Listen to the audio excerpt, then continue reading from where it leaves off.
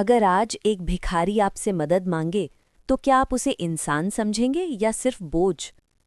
ये कहानी सिर्फ एक व्यक्ति की नहीं, बल्कि अहंकार, पहचान और इंसानियत की सबसे बड़ी परीक्षा की कहानी है। एक ऐसी कहानी जो हवा में उड़ती फ्लाइट से ज्यादा ऊंची उड़ान इंसानियत की दिखाती है। शहर का नाम था आर्यावर्त। इस शहर के बीचों बीच एक भव्य अंतर्राष्ट्रीय हवाई अड्डा था, जहां हर दिन सैकड़ों विमान उड़ान भरते और उतरते थे। इसी हवाई अड्डे से जुड़ी थी देश की सबसे बड़ी निजी एयरलाइन, स्काईविंग एयरलाइंस। ये कंपनी अपनी समय पालन, शानदार सेवाओं और आधुनिक विमानों के लिए जानी जाती थी।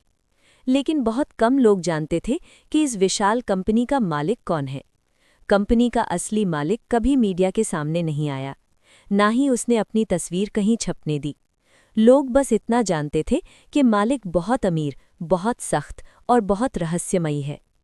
उस मालिक का नाम था अद्वैत वर्मा। अद्वैत वर्मा कभी इसी शहर की गलियों में नंगे पांव घूमने वाला एक अनाथ बच्चा था। माँ बाप को उसने बचपन में ही खो दिया था। स्टेशन, मंदिर और बाजार उसके घर हुआ करते थे। लोग उसे भिखारी कहते थे, लेकिन उसके भीतर सीखने की भूख थी। जब दूसरे बच्चे सिक्के मांगते, तब अद्वैत अखबार पढ़ने वालों के पास बैठकर सुर्खियां सुनने की कोशिश करता। समय बदला।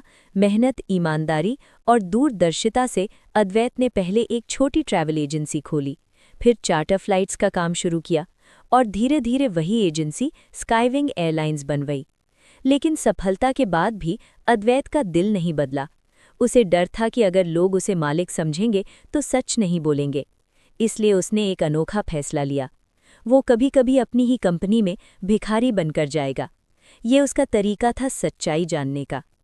एक दिन वो फटे पुराने कपड़े पहनकर, हाथ में एक झूला लिए, सिर पर मैले बालों के साथ एयरपोर्ट पहुंचा। आंखों में वही शांति थी जो किसी बहुत कुछ देख चुके इंसान की होती है। उस दिन स्काईविंग एयरलाइंस की ड्यूटी मैनेजर थीं राधिका मेहरा। राधिका पढ़ी लिखी, तेज तर्रार और काम में बेहद सख्त थीं। उसे साफ सुथरा माहौल पसंद था। जैसे ही उसकी नज़र उस भिखारी पर पड़ी, उसका चेहरा बिगड़ गया। यहाँ क्या कर रहा है तू? उसने ऊंची आवाज में कहा। अद्वैत ने शांत स्वर में कहा, बेटी, थोड़ी देर बैठने की जगह मिल जाए तो। ये कोई धर्मशाला नहीं है, राधिका चिल्लाई। सिक्योरिटी, इसे बाहर निकालो। 2 सिक्योरिटी गार्ड आए। अद्वैत ने कोई विरोध नहीं किया, लेकिन तभी राधिका ने खुद आगे बढ़कर उसे धक्का दे दिया। गंदगी फैलाने चले आते हैं, उसने कहा। अद्वैत जमीन पर गिर पड़ा। कुछ यात्रियों ने देखा, कुछ ने नजरें फेर लीं, किसी ने कुछ नहीं कहा। अद्वैत धीरे धीरे उठा, कपड़े झाड़े और बिना कुछ बोले बाहर चला गया। उसकी आंखों में आंसू नहीं थे, बस एक गहरी उदासी थी। उसी शाम स्काईविंग एयरलाइंस के सभी सीनियर अधिकारियों को एक आपात बैठक का मेल मिला। कल सुबह 10 बजे मालिक स्वयं उपस्थित होंगे। एयरपोर्ट में हलचल मच गई। राधिका भी थोड़ी घबरा गई, लेकिन खुद को संभाल लिया। अगले दिन ठीक 10 बजे एक साधारण सा आदमी मीटिंग हॉल में दाखिल हुआ। वही चेहरा, वही आंखें, लेकिन आज कपड़े साफ थे, चाल में आत्मविश्वास था। राधिका की सांस रुक गई। ये वही भिखारी था। सीईओ ने खड़े होकर कहा, लेडीज एंड जेंटलमैन, मैं आपको हमारे संस्थापक और मालिक अद्वैत वर्मा जी से मिलवाता हूँ। राधिका के हाथ से फाइल गिर पड़ी। उसके पैरों तले जमीन खिसक गई। अद्वैत ने सबको बैठने का इशारा किया और शांत स्वर में कहा, कल मैं इसी एयरपोर्ट पर एक भिखारी बनकर आया था। मुझे बाहर धक्का देकर निकाला गया। पूरा हॉल सन्नाटा हो गया। अद्वैत की नज़र राधिका पर रुकी। राधिका कांपते हुए आगे आई और अचानक जमीन पर गिरकर उसके पैरों को पकड़ लिया। मुझे माफ़ कर दीजिए सर, मुझे नहीं पता था, वो रोने लगी। अद्वैत ने धीरे से अपना पैर पीछे किया। मुझे इस बात का दुख नहीं कि तुमने मुझे भिखारी समझा। मुझे इस बात का दुख है कि तुमने इंसान समझने की कोशिश भी नहीं की। उसने सबकी ओर देखा। अगर हमारी कंपनी में इंसान की कीमत उसके कपड़ों से आंकी जाएगी तो ये कंपनी ज्यादा दिन नहीं चलेगी। राधिका को नौकरी से निकाला नहीं गया।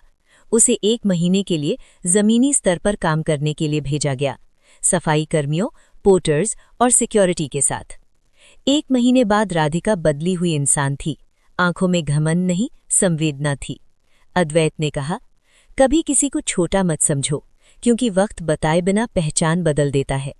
और उसी दिन से स्काईविंग एयरलाइंस सिर्फ एक फ्लाइट कंपनी नहीं रही, वो इंसानियत की उड़ान बन गई। और कहते हैं, उस दिन के बाद उस एयरपोर्ट पर एक बोर्ड लगा दिया गया, यहाँ किसी की पहचान उसके कपड़ों से नहीं, उसके व्यवहार से होगी। क्योंकि कभी-कभी जिस इंसान को हम धक्का देकर बाहर निकालते हैं, वही हमारी पूरी दुनिया का मालिक निकलता है।